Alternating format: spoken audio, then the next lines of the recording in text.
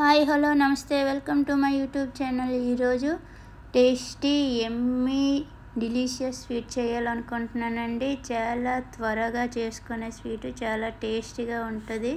తక్కువ ఇంగ్రీడియంట్స్తో tasty sweet అండి. అది ఎలా చేస్తానో చూద్దాం ఆ వీడియో. మరి ఇంకా ప్రాసెస్ స్టార్ట్ చేద్దాం.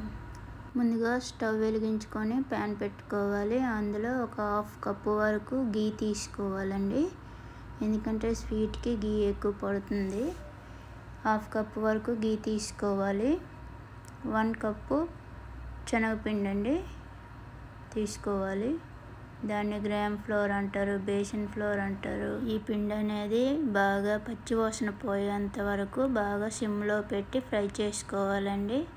ఈ లోపల వేరే పక్క ఒక బౌల్ తీసుకుని అందులో షుగరు బెల్లం కలిపి ఈక్వల్ క్వాంటిటీలో 1 కప్పు తీసుకున్నానండి. Half cup sugar, half cup బెల్లము. ఈ బెల్లం కరిగేంత వరకు కరిగించుకొని పిండిలో మిక్స్ చేసుకోవాలండి. పిండి చూడండి బాగా ఫ్రై అయింది. ఆ టైంలో మనము ఈ కరిగించుకున్న బెల్లం వాటర్ని అందులో వేసుకోవాలండి. వేసుకొని ఉండలు కట్టకుండా బాగా కలుపుకోవాలండి. హాఫ్ కప్పు మిల్క్ యాడ్ చేసుకున్నానండి. ఇలాచీ పౌడర్ 1 టేబుల్ స్పూను. ఇవన్నీ బాగా మిక్స్ చేసుకొని చూడండి ఈ కన్సిస్టెన్సీలో బాగా ఫ్రై చేసుకొని ముద్దగా అయ్యేంత వరకు ఉడికించుకోవాలి. ఇంతలో వేరే ప్లేట్కి నెయ్యి రాసుకొని అందులోకి ట్రాన్స్ఫర్ చేశానండి. చూడండి ఎంత బాగా కనిపిస్తుందో. చాలా తొందరగా చేసుకునే స్వీట్ అండి.